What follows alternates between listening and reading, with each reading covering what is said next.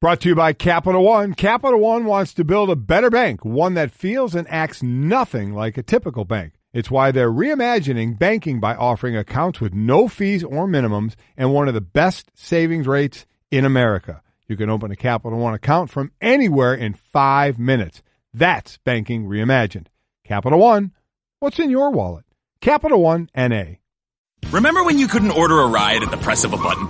Or get online without hearing this? Or get Domino's delivered to over 150,000 unexpected outdoor locations? Wait, what? Introducing Domino's Hotspots. You can finally get pizza delivered right to the beach, the quad, or the dog park.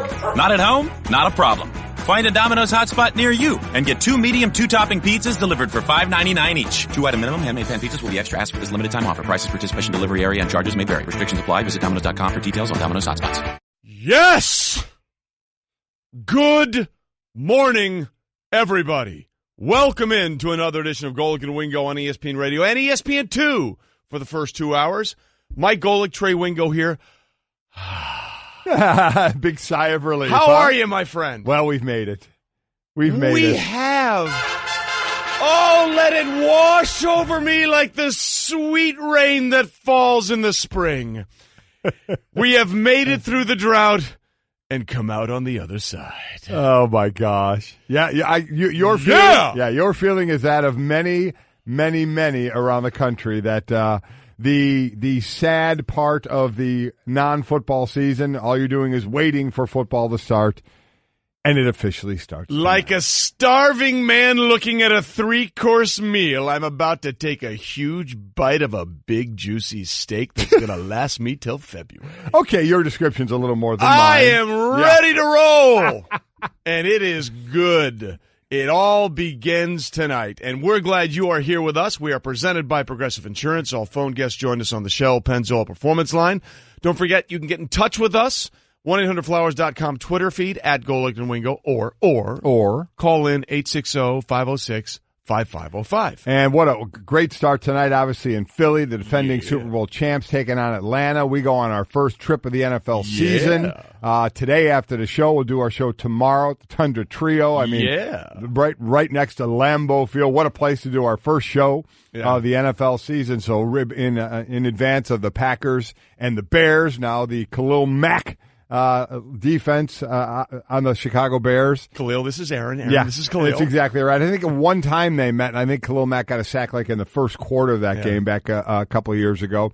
Listen, we're finally here. We are finally here. We can finally start the season, and we find out all our prognostications mean absolutely, positively nothing. And when we had Al Michaels on yesterday, what did he say? Nobody knows anything. We don't know anything. Exactly right. We all think we know, and we say it with conviction. Exactly. Well, it's like Jim Mora once said at a press conference with the Saints. You think you know, but you just don't know. But we say it with conviction. People believe what we say, and then we look foolish later when it doesn't happen. Suckers. Mm-hmm. Here's what we got coming up for you today. Pat Schurmur, the Giants head coach, will join us. Adam Schefter, DJ Shefty Sheft, will join us, not only talk about the season, but also his outside of his NFL work enterprise that he took on this summer, which is a great, great story. Our friend Darius Rucker will join us. And we'll see if he doesn't finish last in our DraftKings League again. That was a problem for him last year. Mm-hmm. And we can't have a season starting in Philadelphia without Sal Pal joining us. Absolutely right. He was hoping and thinking that Carson Wentz would be there week one. No. He'll be there. He just won't be starting. He won't. And Teddy Bruschi will join us on what is a very special anniversary for him. We will get into all of that. But ladies and gentlemen, let's get it started with what's trending, and it is not trending the right way for our guy. I want you to show the way. Now, I say that because it's good and it's bad. Here's the good. Nivens Dirks ready, and the first pitch, and this is hit high in the air to right field. That ball's carrying out in right field, and that ball is out of here. Ohtani skies one out to right field. That's the call of Shohei Ohtani's home run on Angels AM Radio 830. Here's the good news. That's the good news. He had all those things that go right for him.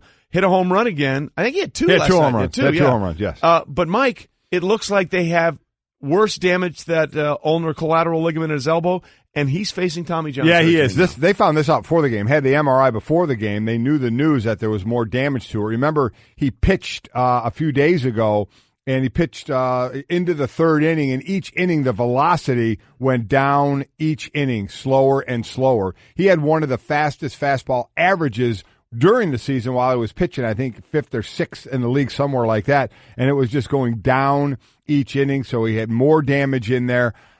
Listen, this just shocked me that he was rehabbing. First, when they had this issue, they said, we're going to rehab it. We're not going to do surgery, and he wanted to rehab it, which is cool. We've seen others do it as well and come back.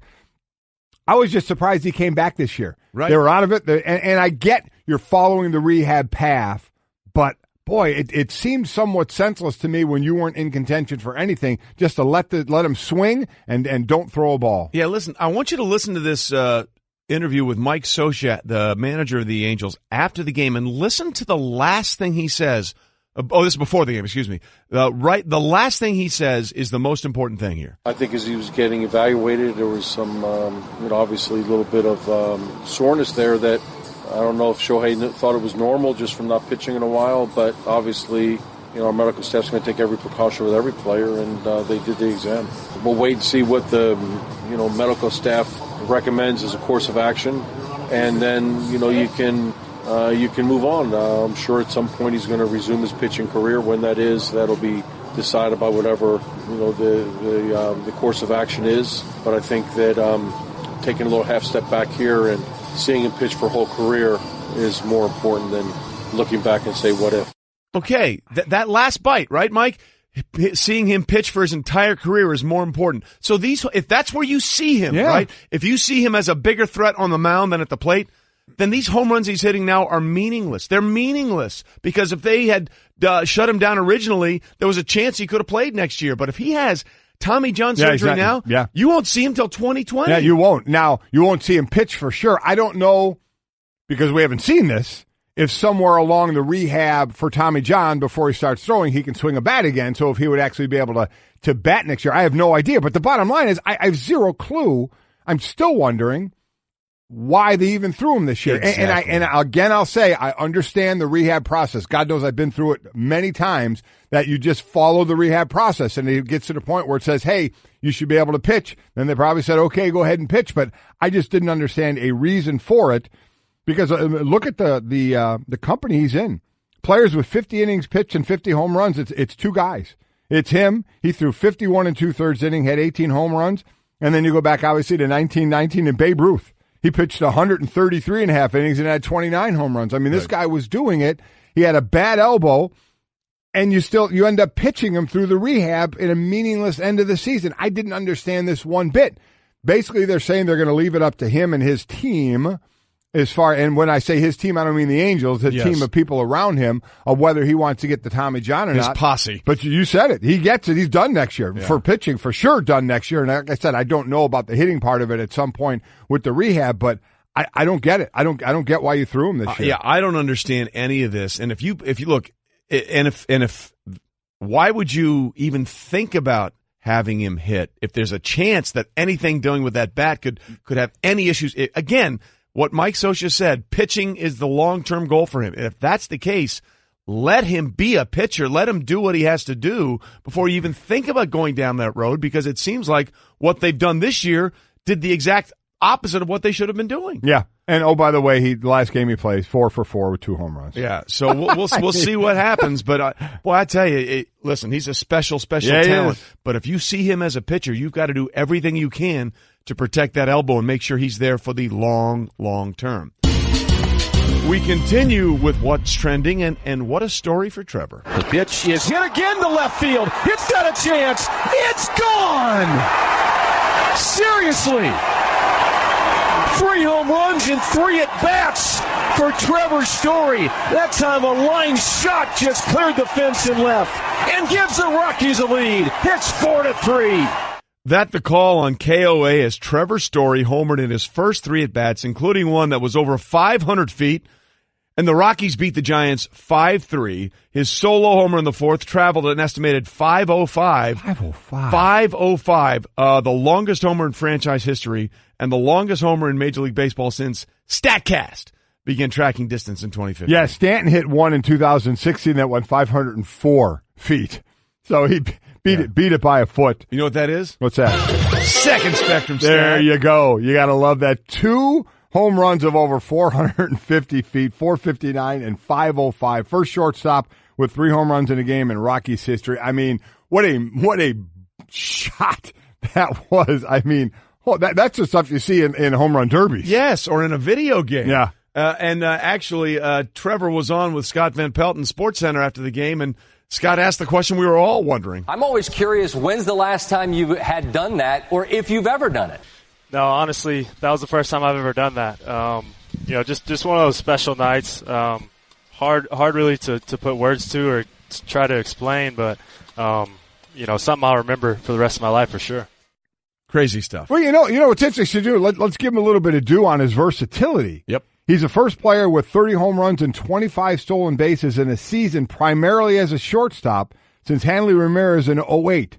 The only other primary shortstop to accomplish this feat in baseball history, Jimmy Rollins in 2007, A-Rod in 98, and Barry Larkin in 96. Pretty good company. So that's pretty nice. And by the way, most importantly, Colorado's now won 5 in a row, and they have a 1.5 game lead over the Dodgers atop the NL West.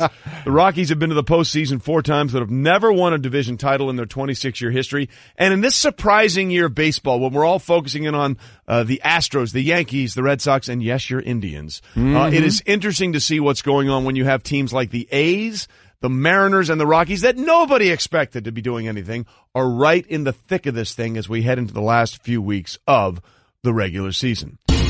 Well, we're in the last few weeks of the playoffs on the PGA Tour, and our guy, the mad scientist, compass dude, Bryson DeChambeau, trying to do something that no one's ever done.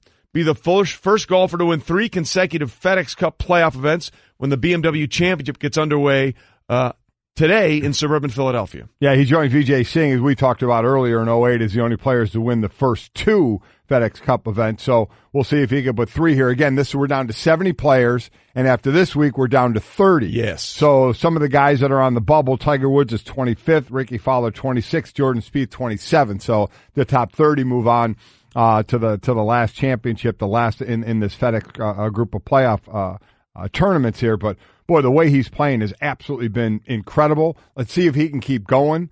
All eyes certainly will be on Tiger Woods yet again because they always are. Yes. I think the last time he played 3 tournaments in a row was 2012 in the FedEx, right? Yeah, FedEx in 2012. In 2012. So we'll see where he goes in this. Look for, he tees off to a late morning. Probably another poor first round. Yeah, that's the way it goes. Boy, if he can get past that one time and get in contention. But DeChambeau, what a great guy to keep an eye on to see if he can make it 3 in a row. Without question, the hottest golfer in the world right now. I think Tiger has not broken par in, 12 of 16 first rounds this year on tour. It's really remarkable. He's struggling out of the gate. And by the way, you'll have my full attention because he doesn't tee off till 11:30. There you go. He tees off with Ricky Fowler and Jordan Spieth, another guy trying to make sure they secure their top 30 pick. And oh yeah, I don't know if you heard, football back. Yeah. And football being back is what everybody's talking about. Brought to you by Lowe's. Pros in the know. Start with Lowe's. Go to lowesforpros.com for details. It is now the traditional Thursday night opener of the defending champions, which is really a celebration of what they did a year ago, and they try and move on. It started with the Patriots after Super Bowl 38 when they moved it to a Thursday night game on ABC at that time when they welcomed in the Indianapolis Colts and won that game.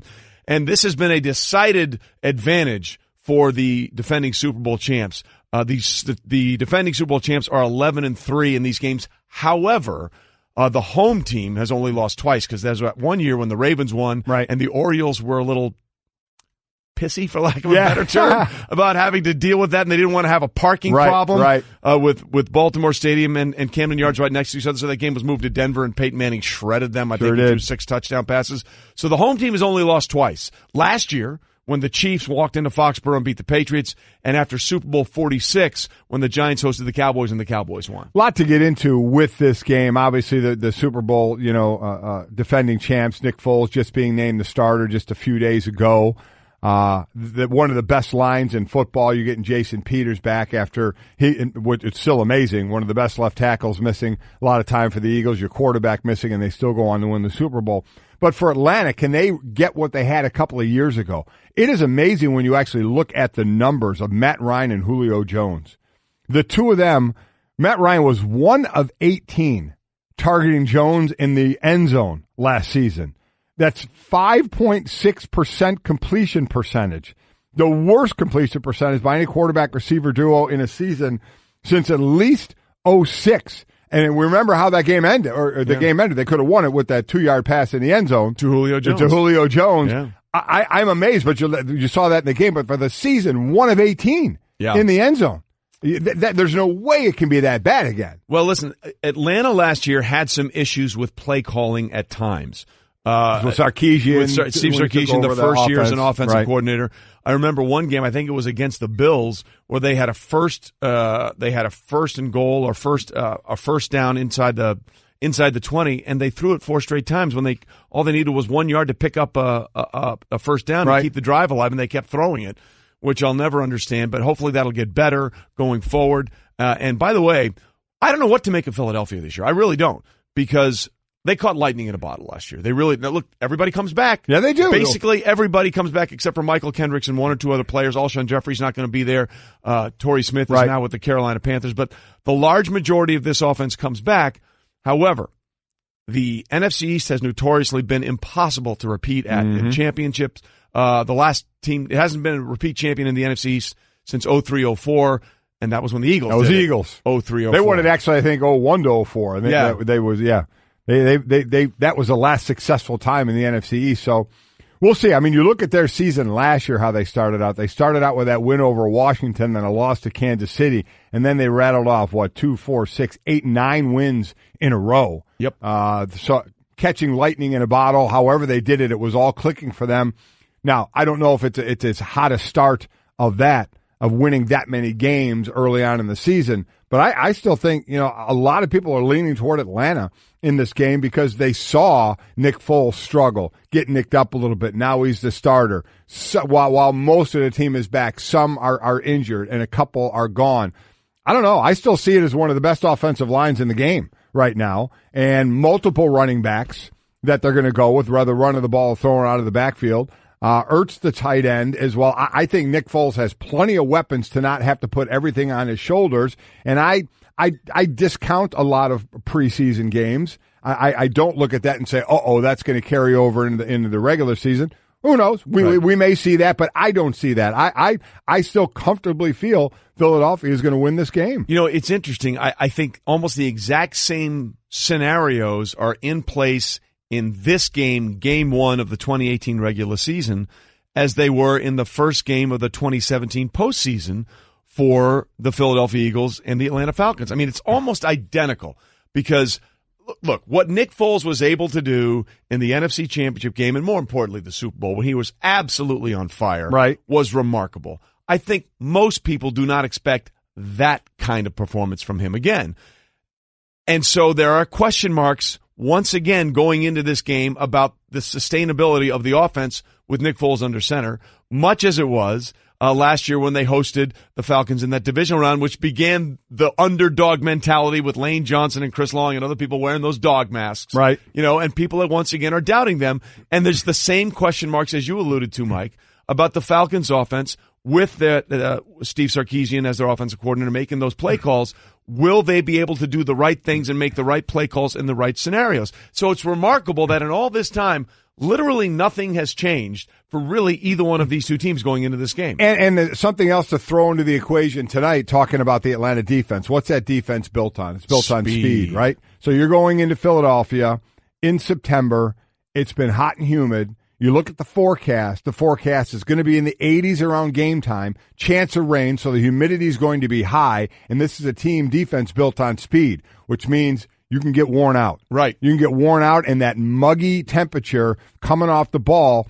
And Philadelphia, with that, I think that an excellent offensive line, I think that's a matchup to watch and to go through the game if it in fact is hot and muggy, or if it does rain, that's going to slow the track down for a fast defense like Atlanta wants to be. So I see that as advantage Philadelphia. I absolutely do, and that's why I'm going to watch the play calling of Steve Sarkisian tonight, because they have two very good running backs. Yep. And Tevin Yes, Coleman they do. and Devontae Freeman. And Freeman's a little nicked up.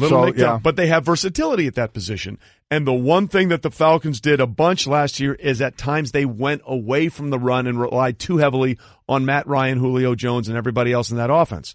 So on a hot and muggy night, the best way to save your defense, sustain drives with that running game. I'm looking to see if there's balance tonight on the Atlanta offense, and quite frankly for Philadelphia too, because they've got a couple of running backs that they can change up. Yep. So if it's going to be that temperature, you know it as a defensive lineman, you hate 3 yards, 4 yards, 6 yards, first down, 2 yards, 3 yards, 6 yards, first down. Oh, yeah, keep the chains going is just devastating for a defense. And you're waiting to tap out. So we'll see if the conditions will dictate how the play calling is done tonight for both sides of the offenses in this game, because I think that's going to go a long way in deciding who wins the game. But it doesn't matter because we all win.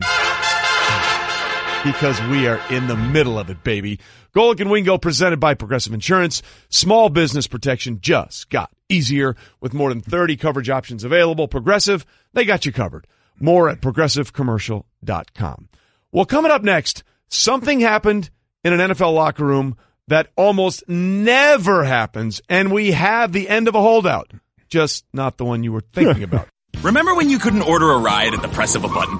Or get online without hearing this? Or get Domino's delivered to over 150,000 unexpected outdoor locations? Wait, what? Introducing Domino's Hotspots. You can finally get pizza delivered right to the beach, the quad, or the dog park.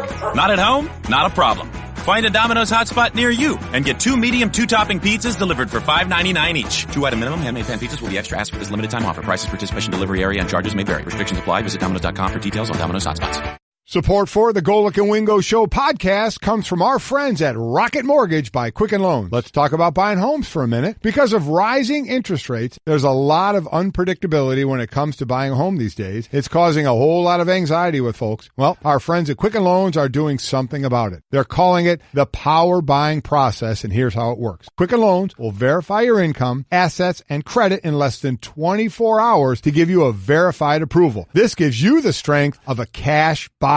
Then once you're verified, you qualify for their all-new exclusive Rate Shield approval. First, they lock your rate for up to 90 days while you shop. Now here's the best part. If rates go up, your rate stays the same. But if rates go down, your rate also drops. You win either way. It's the kind of thinking you'd expect from America's largest mortgage lender. To get started, go to rocketmortgage.com/Golic. Rate Shield approval only valid on certain 30-year purchase transactions. Additional conditions or exclusions may apply. Based on Quicken Loans data in comparison to public data record. Equal housing lender. Licensed in all 50 states. NMLSconsumeraccess.org number 3030.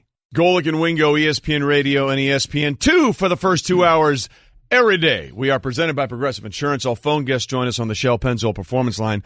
And there's no better way and no better sponsor for this segment than it's time for Straight Talk.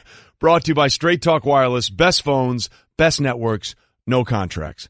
Mike, you get the sense that a lot of the Steelers actually believe that running back Le'Veon Bell would have showed up yesterday, been there ready to roll for game one against Cleveland like he did a year ago.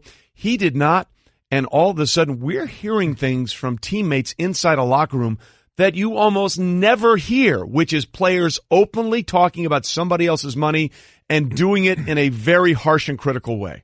I was stunned, and you're going to hear a lot of what these players had to say. So, again, as Trey said, Le'Veon did this last year when he had the franchise tag on him, and he showed up during week one, and he played, and he had the lowest totals of the year that year, not shockingly, because you come there, you're not in football shape. Lowest yards from scrimmage, lowest carries, the lowest touches that he had all year of the, 446 touches that he had during the year, the most in the NFL. And this year he didn't show up. So first and foremost, let me say this, is because as I said, you don't talk in the lock. I did this on Twitter yesterday. You don't talk about another man's money. And I still believe that. I think what the players did yesterday in the Steelers locker room was wrong. Yeah. I absolutely think it was wrong. Do they have a right to be mad? Absolutely, because people were stunned and saying, Golic, you wouldn't be mad. I didn't say I wouldn't be mad. Correct. I did not say I wouldn't be bummed out, upset, mad, whatever you want, but you do not spill it to the media. And I know their frustration level must be high. Maybe that says something about the person that they think of with Le'Veon Bell. They may not like him. And as I said, a locker room is full of 53 guys at this point, and then you're going to add the 10 practice players. Not everybody gets along. Not everybody hangs out together and, as I said, holds hands and sings Kumbaya. But you still, you want to call me an old man, you want to call me an old timer, you want to call me a throwback. I don't care what you call me. Some things to me stay. And one of those things is you don't shoot your mouth off in the locker room about what's going on inside the locker room. To me, those Steelers, while they were frustrated, and I do understand that, I'm sorry, you do not go public with that. And listen, you don't have to go back to when you played, back when I was a player. Just go back a couple of years ago when Cam Chancellor held out the first 2 games of the Seahawks. And I think they started 0-2 that year, if I'm not mistaken. And then they came back to win go on to the playoffs, and they welcomed him back in open arms. Right. So, I mean, there was none of this. So just so people understand, if you haven't heard what some of the Steelers have said, this is a quote from guard Ramon Foster said to Ed Bouchette of the Pittsburgh Post-Gazette. He's a guy who just doesn't give a damn, I guess, so we'll treat it as such. I just hate it came to this. He's making 7 times what I made, twice as much as what Alejandro Villanueva is making, and we're the guys who do it for him. And that was just the tip of the iceberg. Here's Ramon Foster going on that point. My thing is with this. If you're going to come back to this team, you can't force a trade. Say if we're rolling, do we just pull Connor or Ridley or whoever else out? That's a decision that's got to be made, and that might be right up his alley where he say, well, hell, I don't have to play. I go into free agency. So I get it. I understand it. Get your money, but I don't know. At least let us know. And he wasn't the only one, Mike. I mean, it continued. Marquise Pouncey, the center, they're boys. Le'Veon Bell and Pouncey are. And he was the one who said, count on it. He didn't say book it, remember? So he left himself some wiggle room. So he was the one that said, once again, jumping on and said, look, man, this is wrong. I just felt confident that he was going to come, but now that he didn't, obviously, it's Le'Veon over the Steelers, and we're the Steelers, and we're going to play as the Steelers. Has anybody talked to him, to your knowledge? We had conversation with him, a couple of the linemen did, and it was all good conversation, but at this point, it's bigger than business. Is it kind of like the preseason and camp is for business? And then OTAs, the preseason, all that, but now when it's game time and you know that you have $14 million looming out there and you're still not hearing your team really wants you here, at this point, we got Connor. It's another thing to understand is this isn't a Khalil Mack, Aaron Donald situation where they were holding out, waiting if they didn't like one offer, waiting for a different offer. Le'Veon is only playing for $14.5 million. He's either playing for it or he's not playing for it, or he's playing for parts of it when he starts to miss games. And to me, one of the big things here, and this is what I don't know. Now you heard Marquise Pouncey say they've had conversations and they were all good. Now what I don't know, and I don't believe this happened, but I don't know it, that he said, I'll be in there week 1, and then he didn't show. Right. That I could see them being extremely mad. Again, I'll say it. I still would not. I have always been a locker room guy, and I keep stuff in the locker room. So you're not going to convince me that these guys were right by going public. They may be so mad that that's what they want to do, and that's up to them. Now, listen, that's their decision to make. I don't agree with it, but there's no doubt they're mad with him. But that's what I don't know. What was said? What was and I would imagine, since they came out blasting him, they would have said, don't you think they would have said, he said he was going to be here and then he didn't show up, because they're nailing him for everything else about being selfish and choosing himself over the team and things like that, which I understand. Again, I understand them being that way. I just wouldn't go public with it. So it doesn't sound like he said, I'll be in there week 1 like I was last year and then didn't show. He is just choosing to go this route, and we'll play his agent sound, the whole deal. I mean, you'll understand why they're doing it. It's just a matter as if you agree with it or not. Yeah. Look, I think we all agree at some point he's going to show up this season. He's not going to forego the season. No, he's not, because he has to show up at some point to have it count season, so he can be a free agent. Correct. So now the question becomes, when he shows up, how is that relationship going to go? Look, I understand the Steelers are mad, but you know what? I guarantee you Le'Veon Bell's a little ticked himself right now, hearing all this stuff, even his quarterback, Ben Roethlisberger, saying, look, we're more than just that guy. I think we're a very good offense. Football is the ultimate team sport. One person doesn't make or break you. So, I'd like to say that the linemen are more important than skill position player, including myself on this team. So, we're more than this offense is more than just one guy.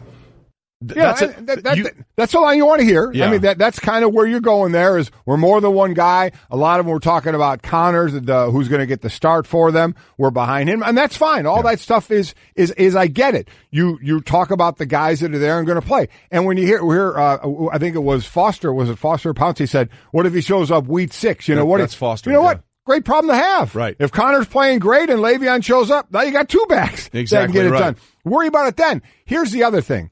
This isn't the first or last time players disagreed on something in a locker room when someone's not there. And you know what happens when they come back? You work it out. Right. You work it out. He'll come back. Now, as I said, some may not like him already, and this will certainly cement that. Others who do like him may be mad at him now for what he's doing. A lot of that gets washed over once you show back up.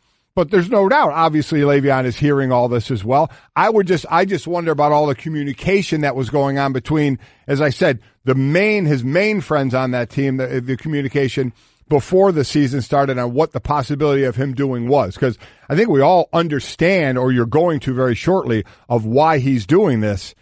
But this has been, gang, I can't stress enough, a huge rule. You just don't do it. Again, the unwritten rule is one of the few in football, unlike the Old Testament length in baseball. There you go. You don't talk about another man's money. That's business. And then compare it to what you're making. Man, that's your own deal. That's your own deal. You make 1/7 of him, that's your deal. You make half of him, that's your deal.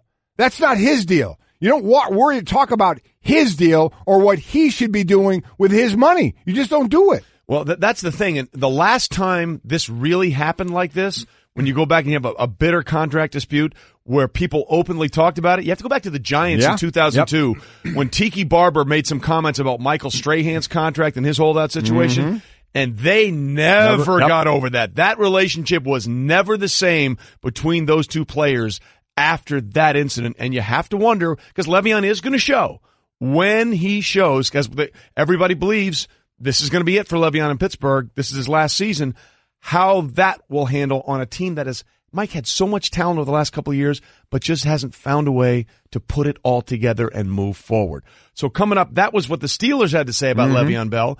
We will hear from Le'Veon Bell's agent. That was Straight Talk, brought to you by Straight Talk Wireless on America's largest and most dependable 4G LTE networks. And Le'Veon's agent will give us some more Straight Talk, and we'll have 2 matchups of 2 ranked teams in college football. We'll get to all of that beautiful football pie. It's time to join the millions of people that meet happy with Zoom video conferencing. Zoom gives you flawless video, crystal clear audio, and instant sharing across any mobile, tablet, or desktop device. But the best thing about Zoom? It just works. So ditch the distractions, join the movement, and meet happy with Zoom video conferencing. Visit Zoom.us to set up your free account today. That's Zoom.us. Zoom video conferencing.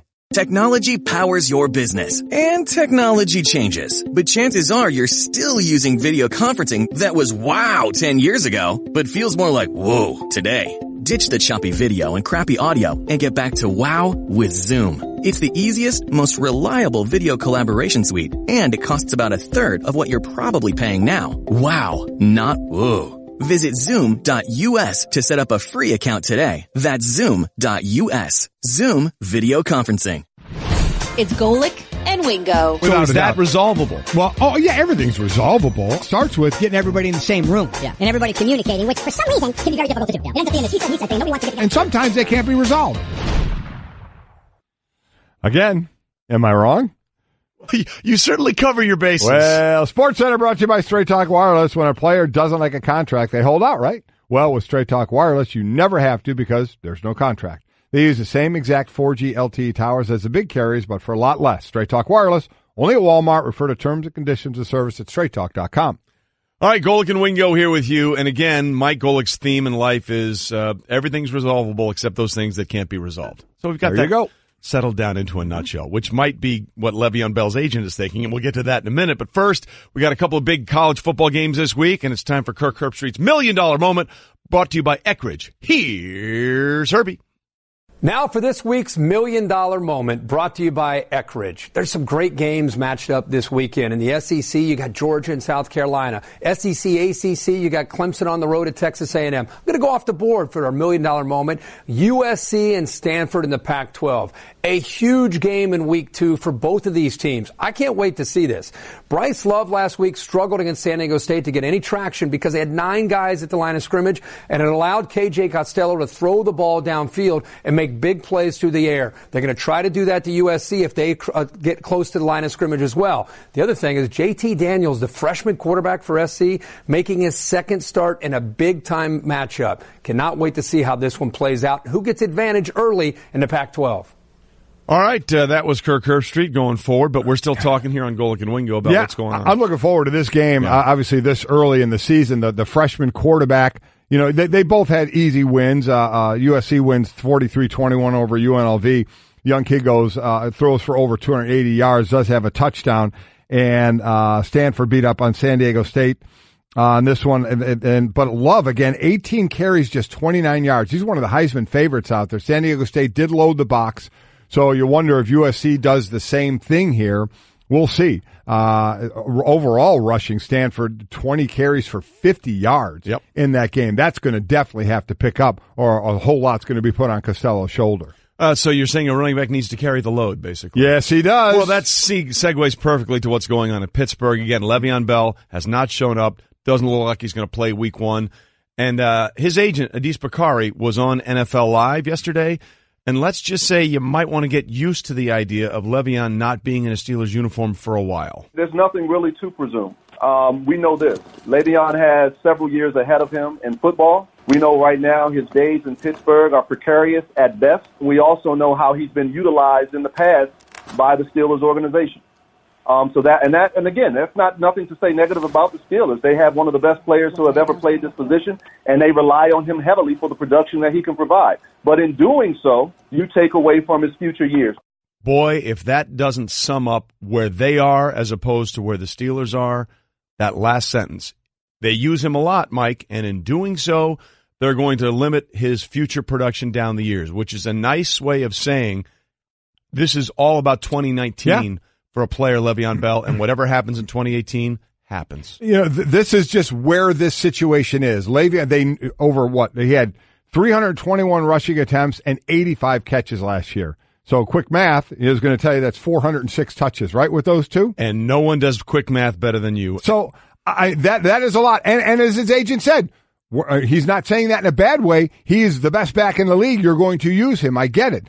So has anybody looked at the Steelers side of this and said, you know what, you had the chance to sign him. Yep. And I know he had that big offer out there, but as we found out, it wasn't as big as Todd Gurley's. Todd Gurley was getting almost twice as much guaranteed money, right? If you're out there and just stay relative to, because I know, I understand that people are saying, oh, it's a lot of money. How do you turn that down? Bottom line is when you're in your profession and you compare yourself to other workers in your profession and you're considered better than that person, you think you should be compensated more. So he turned that deal down. Everybody kind of shook their head, and then we saw Todd Gurley get more. So he's saying, see, I deserve more than this.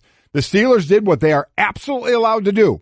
They franchise tagged him 2 times. We saw this done in Washington as well. And then they lost that player in Kirk Cousins. So they're doing what they're allowed to do. Some may want to question the Steelers and say, why didn't you just sign this guy to a long-term deal and you wouldn't be having this issue? They chose not to, which was their right. And now Le'Veon is doing what he feels right for himself by saying, I'm not going to go on the field and get beat up when I have free agency. No franchise tag next year. Yeah. I have free agency ready to hit for me to get that big payday. In other words, he's guaranteed to get a multi-year guaranteed contract next year. That's exactly right. Do you ever wonder why the Steelers did not go down this road? Well, sure. I mean, I kind of wondered why they didn't do it with Kirk Cousins. Kirk Cousins wasn't giving them in Washington. Yeah. He wasn't giving them a reason to not. When they tagged him and he played well, right? Exactly. But they just decided to tag him in. Le'Veon Bell was the best back in the league. You, as the Steelers, decided to tag him twice, which, again, is your right. Right. But then you can find yourself in this situation if a player is willing to sit. We always say, are they going to be willing to sit and miss $855,000 a week? And what Le'Veon is thinking is, I'm going to make that up easily on the back end of this thing when I get a long-term deal. How many games do you think he misses? Man, I think Cam Chancellor had 2 a couple of years ago. Joey Galloway, I think, had the longest to accrue free agency. I think he missed the first 6 games. Yeah, and he can miss up to 10. He can miss up to, 8 or 10, Le'Veon, and still get the year to count for him. We're going to have to – obviously, we're not done talking about this. I would find it hard to believe he would miss more than a couple games, but, man, you just never know. By the way, Gurley got $45 million in guaranteed, and I think the offer for Bell was no more than $30 million. Coming up, we get breaking news on Twitter, but a starting quarterback got breaking news from his mom. And he said, I don't believe you. We're back. Stay with us. Remember when you couldn't order a ride at the press of a button?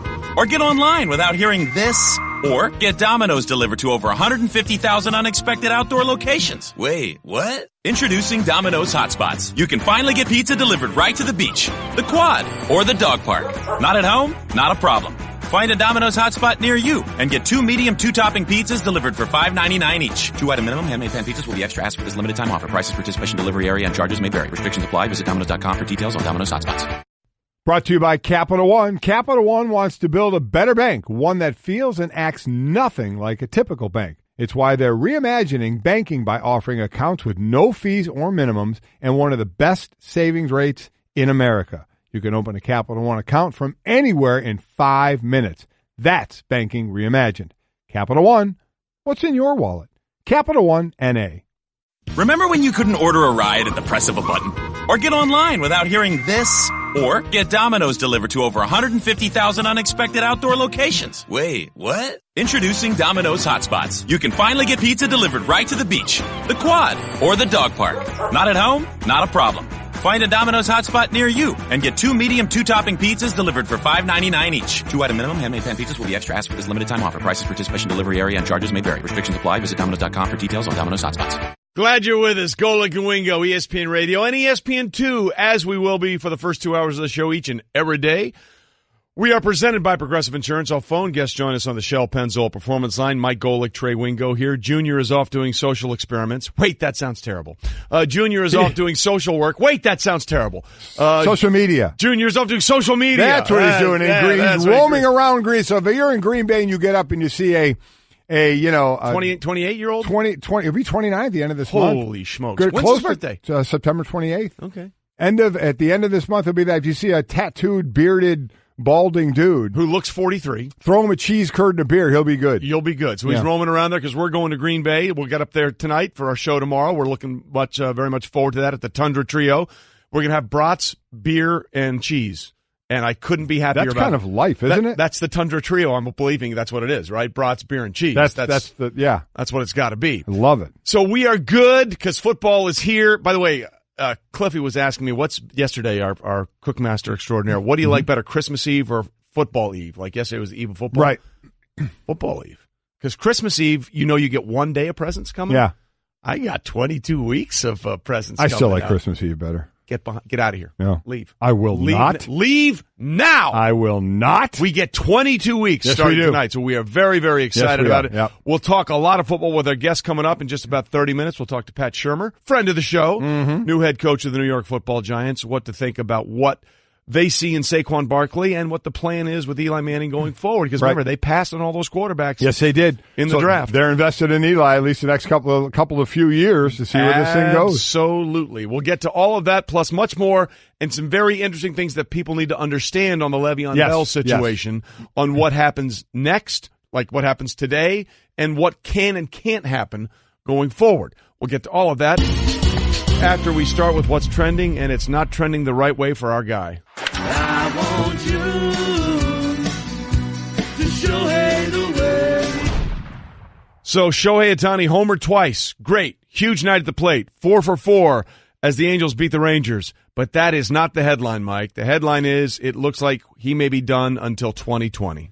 Yeah, this was a tough one. Again, he had this MRI before the game, and it showed more damage. Remember, he pitched one time. He had been rehabbing his elbow, didn't get the Tommy John, rehabbed it, and they got to the point where they put him back on the mound. We were all kind of scratching our head a little bit of saying, okay, I guess it's part of the rehab process that he's ready to go there, but the thought was, why when you're out of the playoff hunt? Correct. He throws into the third inning. The velocity of his fastball, of which I think he ranked 6th in average velocity during the year, went down each inning. You knew something was wrong. It turns out there's more damage to the UCL, and now the recommendation is Tommy John surgery, which means he'll miss all of next year. So I'm still somewhat amazed they had him throw. He was hitting, ended up with 18 home runs, 4 for 4, a couple of home runs last night, but I still don't get it, and it's still looking for some explanation. And I think the only explanation you're really going to get is that's where he was in the rehab process, that he was back to the point where he was cleared to pitch. Obviously, they weren't going to put him on the mound if he wasn't, so this is where he was, and they wanted to see how he was doing. But there's following the medical road, and then there's, well, why should we do this? He's swinging the bat pretty well, doing well. Why put him back on the mound when there's no real need to when you're coming back from that? Do we know it was because of the mound work, or can it be something with the hitting? I mean, that I do not know. That's You're the right. thing, because we played that sound from Mike Scioscia, the Angels manager, before the game, and he said, look, the short term is irrelevant. The long term health of his pitching career is what matters. And if that's the case, all these home runs that he's hit this year shouldn't mean anything to you. If there's anything that he's doing, whether it's swinging a bat, because you know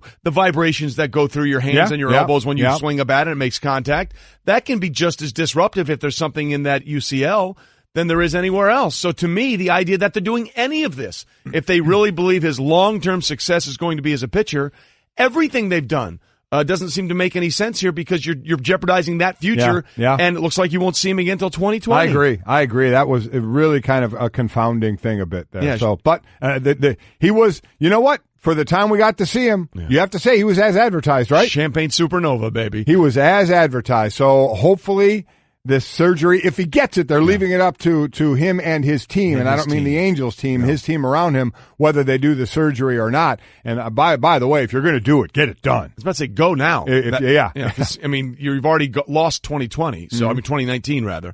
And Shohei Ohtani needing surgery is a second opinion. Well, second opinion brought to you by Cleveland Clinic. Visit clevelandclinic.org/mention it for answers to those 10 questions most men, quite frankly, are afraid to ask.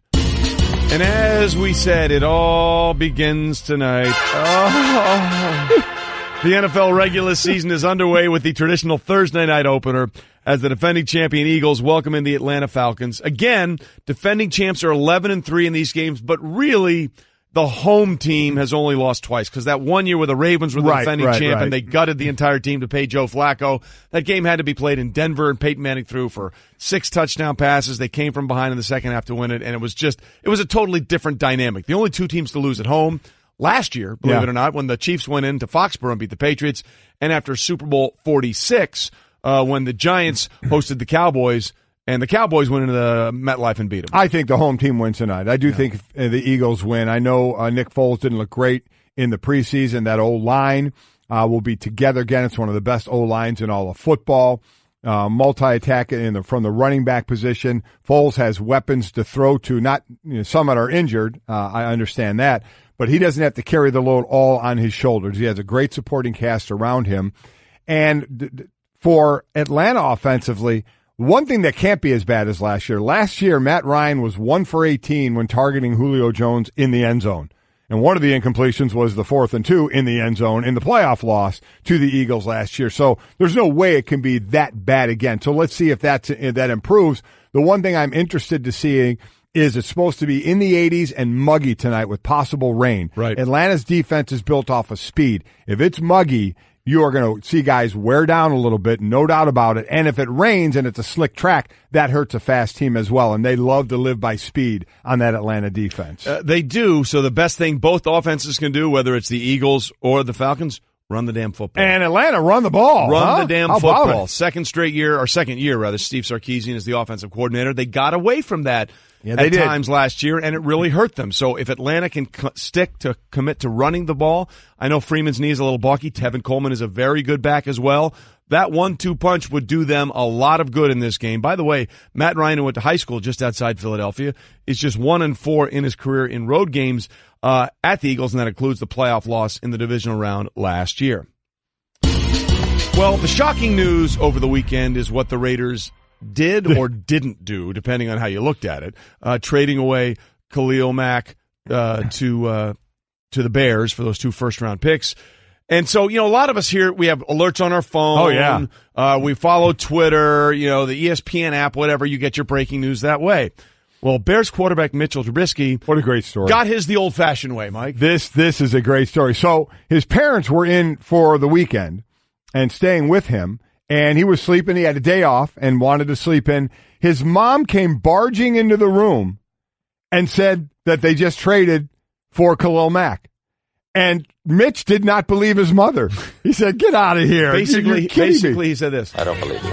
Yeah, he said, "I don't believe you." He said, I want to go back to sleep. I want to sleep in." Booted her out of the room and went back to sleep. And finally, he texted General Manager Ryan Pace to confirm if in fact that did happen, and found out it was true. But yes, mom barged in the room. His mom told him they traded for Khalil Mack. He didn't believe it. Kind of booted her. I'm sure didn't, but I'm sure asked nicely for her to leave the room so he could get some more sleep.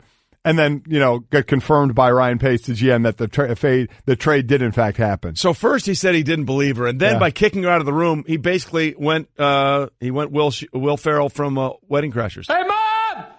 The meatloaf! It's just, I want the meatloaf, I don't want the news. You just want to push buttons, don't you? I do. Wait, what are you talking about? I don't know what you mean. Golic and Wingo, presented by 1-800-Flowers.com. Nothing makes up for your football obsession like a surprise from 1-800-Flowers.com.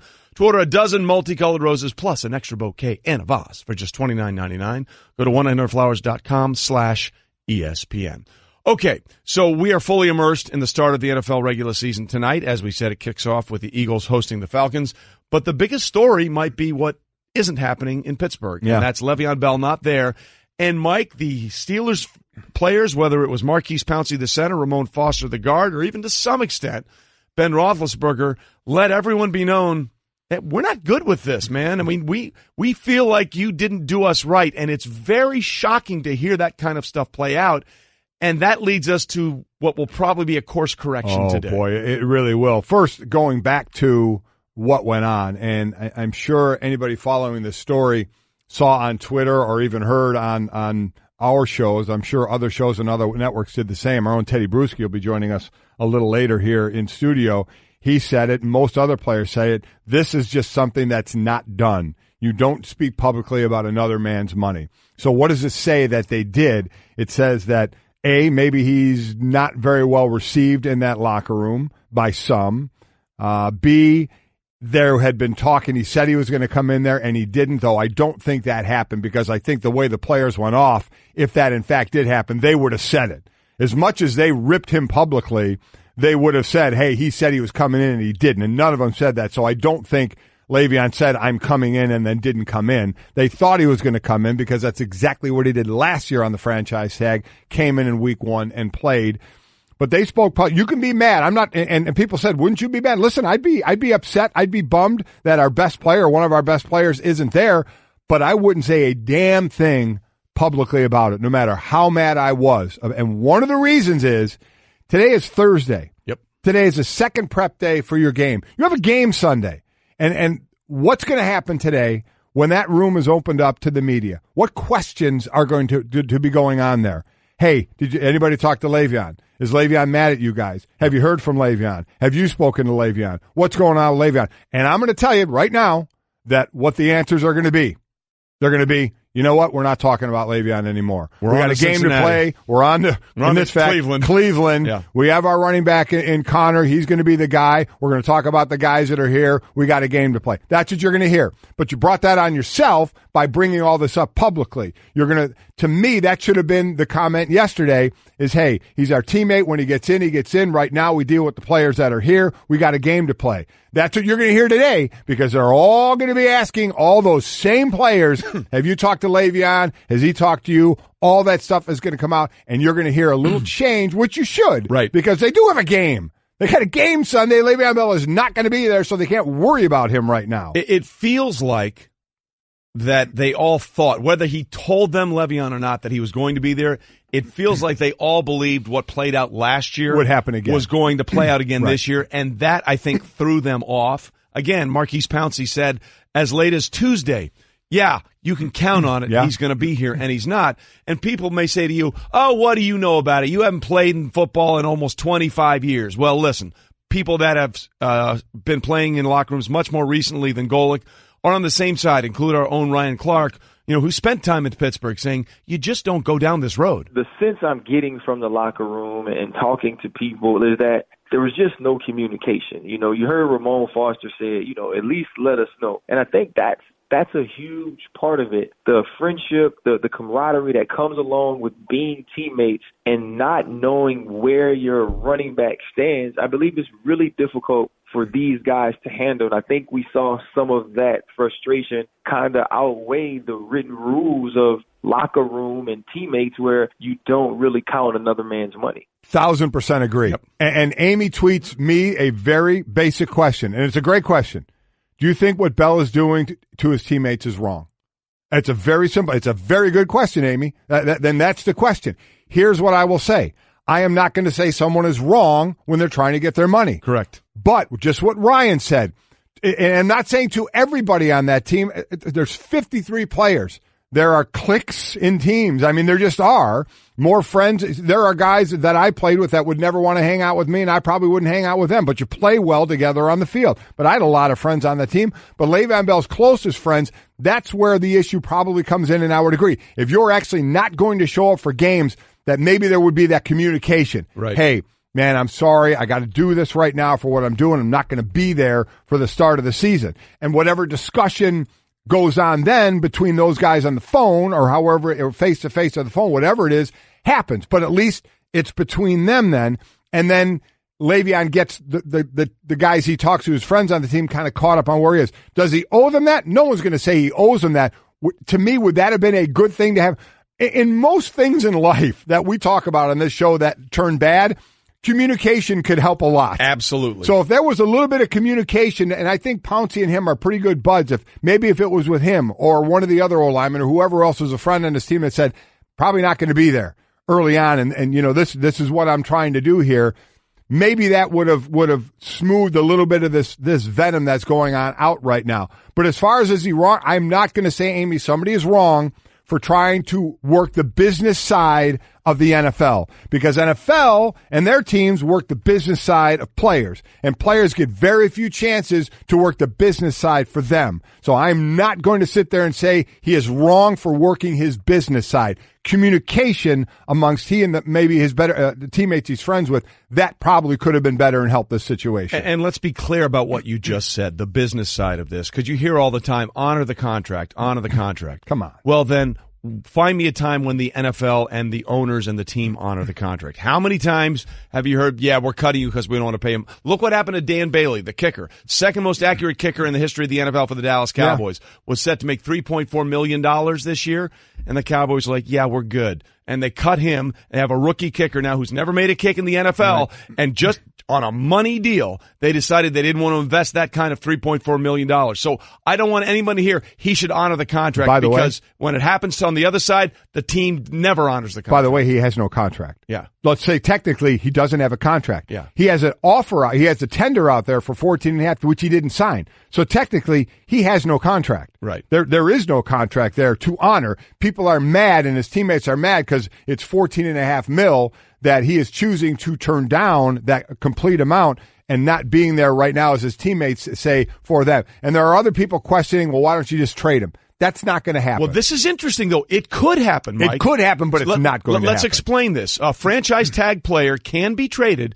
and teams can work out any compensation they like. They can deviate from the 2 first-round picks that a franchise tag player's new team must give to his previous team if the player is signed to an offer sheet not matched by his previous team. So it's possible, right, actually. And that raises a whole different spectrum here. Because, again, Adis Bakare, his agent, was on NFL Live and basically threw down the gauntlet that said, it's going to be a while. So if you're the Steelers and you now believe that it's going to be a significant part of this season and you think that you're not sure what his interest level is and maybe of giving maximum effort in a year that he wants to protect his body for free agency, maybe this is a very interesting solution to this situation because it's very rare. It doesn't happen, but it's possible. And we certainly saw the same situation play out on a different level with Khalil Mack, who was in the last year of his contract. He actually had a contract. He had a contract that was signed, but it is possible for a player on a franchise tag to be traded, and they can work something out that may not be those 2 number 1 picks. And that opens up a whole different avenue in this discussion, because at this point, what is best for the Pittsburgh Steelers? Is it better for the Steelers to say, we'll take your 8 games or whatever they are at $7.4 million?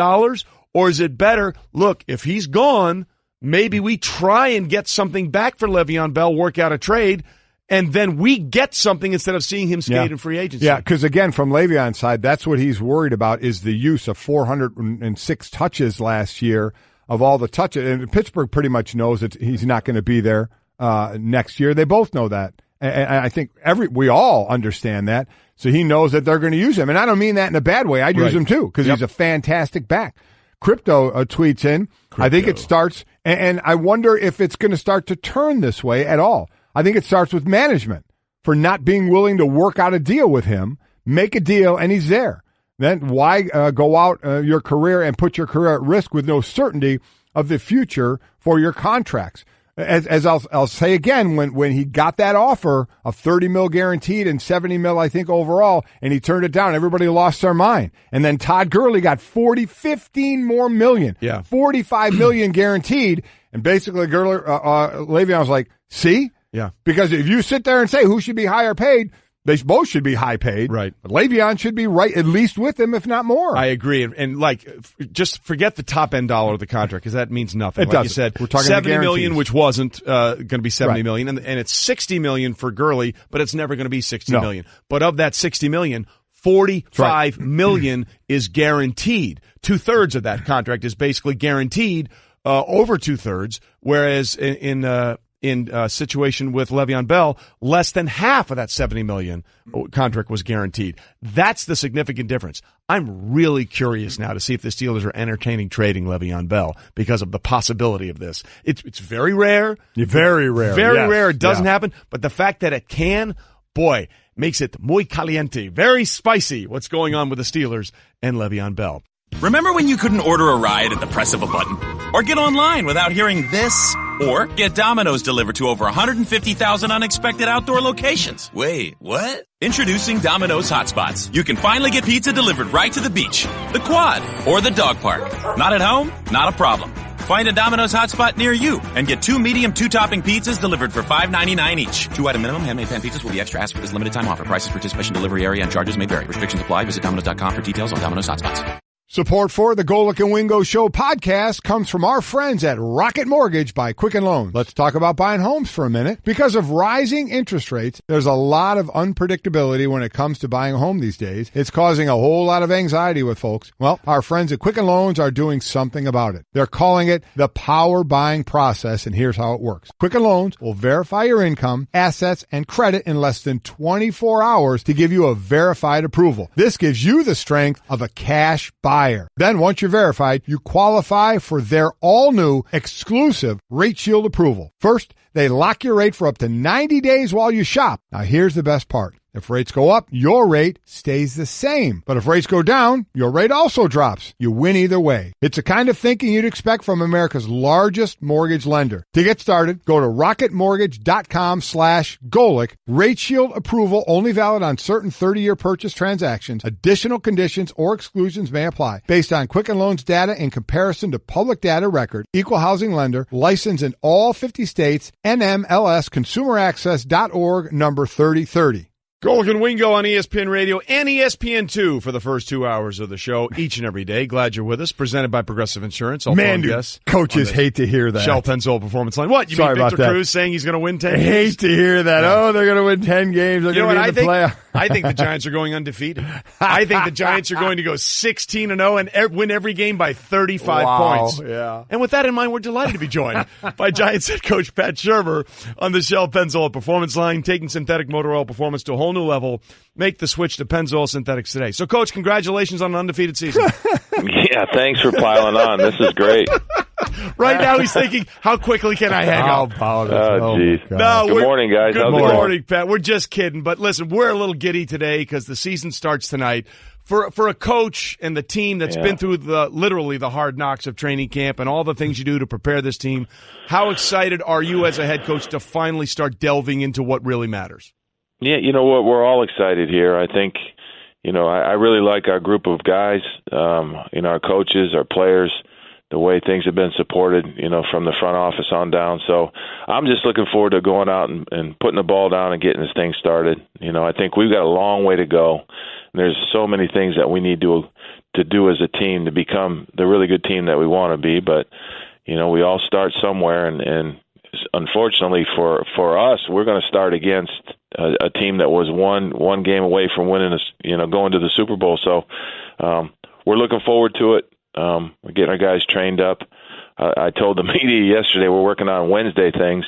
Today we're working on Thursday things and trying to stay in the moment and get ready for Sunday. And, college season just started last week, and we talk about those first games when they're against difficult opponents that they have no preseason. The NFL, you do have preseason. So right. Do you feel you get to know what your team is a little quicker in the regular season than in the college game just because of the preseason games? I don't know. You remember as a player, you don't really. Every player in the NFL only plays partial, games in the preseason. So, I think we all learn a lot about our teams, regardless of what team you're coaching. For me, it's probably a lot more because it's new. But I think the first month of the season, you really learn a lot about your team, and you can make significant improvements as you carry yourself through. Well, again, as you said, as Giants head coach Pat Schurmur is with us, you start with a very tough test, the Jacksonville Jaguars. And, of course, they have one of the great players, one of the great young players in the league in Jalen Ramsey. And you have one of the great young players in the league in Odell Beckham Jr. They worked out together in the offseason, and it was all jovial, but it's not going to be so jovial when they meet on the field. And we all go back to 2015 when we saw Odell going up against Josh Norman and what happened in that contest where they both sort of lost their heads. And Odell came out and said it, Pat, listen, I'm going to be better about this now. Yeah, but you took the cheese, so I can't be mad at anything that happened. I bid on it, so it's all good. So he's basically saying, look, I made the mistake in that game. I'm not going to go down that road again with Jalen. As a coach, you got to love hearing that from Odell. Well, it's good to hear from any player. We talk about all the time about our players, keeping their composure, the competitive spirit. What makes our players great, all players, is they know how to compete and they like the physical nature of our game. But it's equally important to keep your composure. And I think, if he's talking about those things, then it's important to him. And certainly, we as a coaching staff have talked to all our players about that stuff. Talking to Pat Schurmur, New York Giants head coach, was a Vikings offensive coordinator last year. He'd been around this league for a while. So you have a rookie in Saquon Barkley, which, listen, just by nature of where he was picked, a lot's expected of him. Have you been in the process of talking to these rookies before the start of the regular season, or do you just kind of let them be and let the veterans of the team kind of manage them at the beginning? No, I think we try to bring them along. Bringing a rookie along kind of runs parallel with, who they have to be as a player. The one thing about Saquon that he's been terrific about is, even though he was picked so high and the expectations are high, we told him when he got here, listen, here's your helmet, here's your locker, here's the meeting room, here's the field, now let's get going. And he's been good about it. And, I'm looking forward to seeing what he can do on Sunday. You've heard me say it before, and I really do believe in it. When it comes to running backs, it takes a village. And, I think it's very, very important that we use all the guys that are active and, just keep getting him what he needs and then hopefully give him more and more here as we go. Pat Schurmur, the Giants head coach, with us. There's a lot of expectations on this guy. I mean, he's already got a bunch of nicknames, Saquad, all this kind of stuff. From your perspective, what is a realistic expectation of production level from Saquon in his rookie year? Well, we'll see. I mean, he's going to get his opportunities, and we'll see what he can do with them. My sense is we're going to see all the things we saw, when he was in college, because we've seen him get himself ready to play behind the scenes, and we feel like he's ready to go. Yeah, how about the other side of the ball, defense? A couple of years ago, this Giants defense they put a lot of new pieces together, and they all seemed to fit pretty well. A little bit of taking a step back last year. So much talk of obviously Eli and Odell and Saquon, but we know there's three parts to a football team, and one of them's defense. How has the defense come along? I like the way it's coming along. I think we got a tough, gritty group of guys. I think when you watch our team, we're gonna have to use the whole roster there. We all know it's important to, you're not going to stop the run completely, but you got to try to control the run. And then when the team passes, we got to get pressure and cover. And so, we have all those elements on our defense. They're just going to have to go out and play hard, which I know they will, and see what happens. Pat Schurmur, head coach of the Giants, is with us. We just talked about the defense. The offense is going to be interesting as well because basically, look, the line was a real problem, Pat, for the Giants last year, as you well know. You bring in Nate Solder, and then you draft Will Hernandez. How important are those two players to making sure you get the most out of Eli Manning? Because, again, you guys passed on a quarterback in a quarterback-rich draft. You get rid of Davis Webb. So, basically, you're in there with Eli for the foreseeable future. Yeah, well, to your point, we made significant change to the O-line. Also added Pat Omame, played in Jacksonville. So you've got 3 new faces there, and then 2 guys that were here a year ago that we're really enjoying working with. So we're going to go as far as that line will block for us, and I really like the way they're working together. And, this can be a great test on Sunday. This is a very, very talented defense. They're very active. They're very disruptive. They run to the ball. So, it's going to be a good test right out of the box. But we like what they've done to this point, and we all know when it comes to offensive lines, if we're fortunate enough to stay healthy, they can get better and better as the year goes on. And so, we're on this little journey right now, and I'm anticipating, although we've done some good stuff so far, that they're going to continue to get better each week.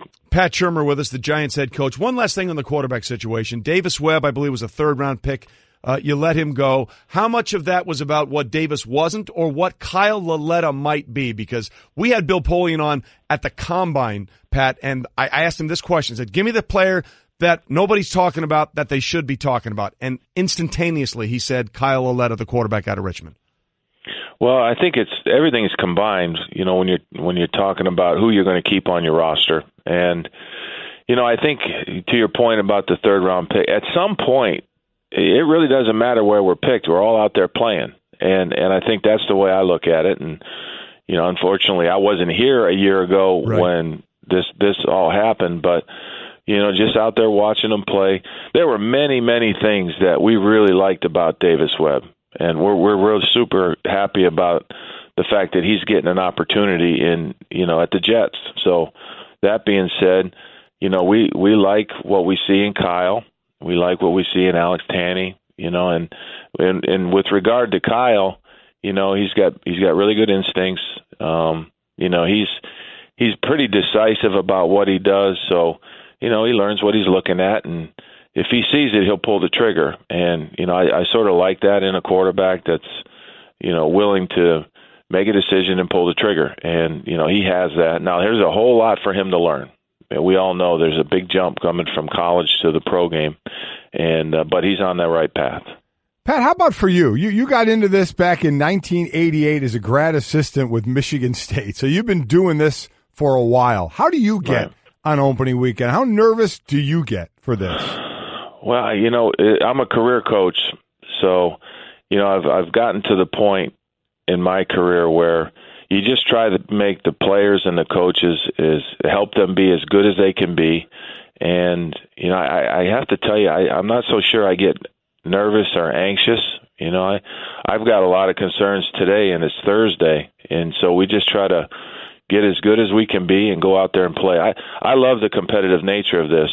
And, I'd rather compete and see what happens than do something else. And I'm just looking forward to it. I really believe in what we're doing around here. We got a long way to go, but I'm really just looking forward to it. I was telling the guys yesterday, there's really nothing about a game weekend that ever gets old. The whole process from when you're having the final practices to the final meetings to the final meals to waking up on the morning on game day to the hour and a half that leads up to it. None of that gets old for me, and I'm certain that's probably what players miss when they can no longer do it. Oh, no You would question. be correct. Yeah. You would be correct. We had Yes. Eric Mangini on, Yeah. former head coach in a couple places in the NFL with us, and he told me once he went back to just look at some film, and he put the telestrator clicker in his hand. He's like, it was like the finger that had been missing from my hand. You're either in or you're not when it comes to coaching in football. By the way, Jags at Giants this Sunday can be heard right here on most ESPN radio stations. Pre-game coverage starts at noon. Pat, congratulations. All the success in the world. Really, we look forward to that undefeated season for you guys this year. Really. Thanks, Coach. No pressure. No pressure. All right. Thanks, Pat. Be good. We'll talk to you down the road. It's time. Time to join the millions of people that meet happy with Zoom video conferencing. Zoom gives you flawless video, crystal clear audio, and instant sharing across any mobile, tablet, or desktop device. But the best thing about Zoom? It just works. So ditch the distractions, join the movement, and meet happy with Zoom video conferencing. Visit Zoom.us to set up your free account today. That's Zoom.us. Zoom video conferencing. Technology powers your business, and technology changes. But chances are you're still using video conferencing that was wow 10 years ago, but feels more like whoa today. Ditch the choppy video and crappy audio and get back to wow with Zoom. It's the easiest, most reliable video collaboration suite, and it costs about a third of what you're probably paying now. Wow, not whoa. Visit Zoom.us to set up a free account today. That's Zoom.us. Zoom video conferencing.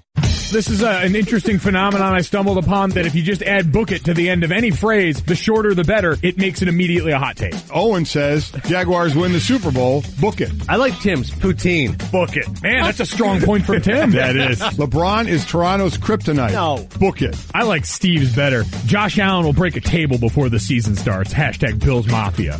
Book it. Yeah. Golic and Wingo, presented by Progressive's Home Insurance. Get your quote at Progressive.com today. All right. It is time for Hot Take Central, otherwise known as Book It. Debbie, Bubble Boy, you ready? I'm ready, always. Do it. Hold on, sorry, I got to do the sponsorship. Yeah, let's do that. Brought to you by Discover Card. Discover thinks annual fees are ridiculous. If you do, too, find out more at discovercard.com. Speaking of ridiculous, here's Bubble Boy. Le'Veon Bell will be back by week 4. Book it. By week 4. So they're at Cleveland, home to Kansas City, at Tampa Bay, and then so by week 4, which would mean by being home to Baltimore. By week 4. Man. Again, they can't pay him anymore. He is completely sitting out to save his body from all the hits he's going to take. So he can stay till week 10. And we're talking week 4. I don't think I'm going to book it. I think he's going to sit. I'm not going to book it either because I think the trade thing now becomes a reality. I think that now that they realize he's going to, if they think he's going to be gone for a long term and he doesn't want to do the things he's done for them without getting the money, they have to think about trading. Try and get something for him. If you can work that out. You have to try and get something for him because he's going to walk in free agency no matter what. Right. You know that at this point. Oh, yeah. Everybody knows that he's not going to be on Pittsburgh after this year. Yeah. So he's trying to curtail the amount of hits, and maybe Pittsburgh should look into what we can do possibly with a trade. Yep. The Philadelphia Eagles will repeat as the NFC East champs. Book it. You can book it. You can book it. Again, the last NFC East team to repeat were the Eagles in 03 and 04, and I think they will do it again. I understand the Giants have Odell back. Eli's a quarterback. They got possibly great rookie running back in Saquon. Dallas, we'll see. I mean, there's some injury situations they're working on there. Don't sleep on Washington. See, that's the thing. Don't sleep on Washington. I think Washington is going to be a lot better than. But overall, I think Philadelphia still has the best pieces. You're going to get Carson Wentz back at some point, so I'm booking it. Put it in the books. I'm not booking it. Wow. For one thing, if I had, sorry, Cliff hates me now. If I had a card, I would play it. I'm playing my history card. Hasn't happened in a long time. As you said, they'll get Carson Wentz back at some point. Right. If I had a clear line of demarcation for that, I might book it. This division is going to be difficult. It's one thing to be the hunted as opposed to the hunter. Every game is a Super Bowl when you play against those guys. I think I have to not book that one. We'll be quicker, Debbie. Go ahead. We'll see an ejection due to the new helmet rule in week 1. Book it. I'm not going to book that. We saw one in week 1 of the preseason, I know, but I don't think we're going to see that here. I think A, players are learning, and B, I think referees aren't going to be tossing as many flags. Totally with you. Can't book that one because of what you just said. Tony Finau will be named as the 4th captain's pick for the U.S. Ryder Cup team on Monday. Book it. Book it! You can book it. We are all in. We are all in on Tony Finau. Our guy, Mr. Dislocated Ankle after an ace, still shoots a 68, finishes in the top 10 at the Masters. You can book it that the birdie machine is going to be the final captain's pick for the Ryder Cup team. It's the most important question of the day. Trey Ringo will perform his first career... Ringo? Trey Stay Ringo. Wingo. Yeah, Ringo. You stay Ringo. He will perform his first career keg stand tomorrow in Green Bay. Book it. Wow. No shot he will. 0. There's no shot. 0. Yeah, that he'll keg stand. Now, are you going to keg stand? If there's a keg tap, maybe I will. Hey, there we go. Yeah. Listen, if a guy's going to lather himself up in oil and put a bow in his butt and stand in a garbage bag, I think doing a keg stand isn't the worst thing in the world. That's exactly right. There you go. Quench in my fact, thirst. I think if on the rules of ridiculous things, what follows next would be a keg stand in Green Bay. Are the Steelers shopping Le'Veon Bell? We'll ask DJ Shefty Chef. Stay Wingo. Remember when you couldn't order a ride at the press of a button? Or get online without hearing this? Or get Domino's delivered to over 150,000 unexpected outdoor locations? Wait, what? Introducing Domino's Hotspots. You can finally get pizza delivered.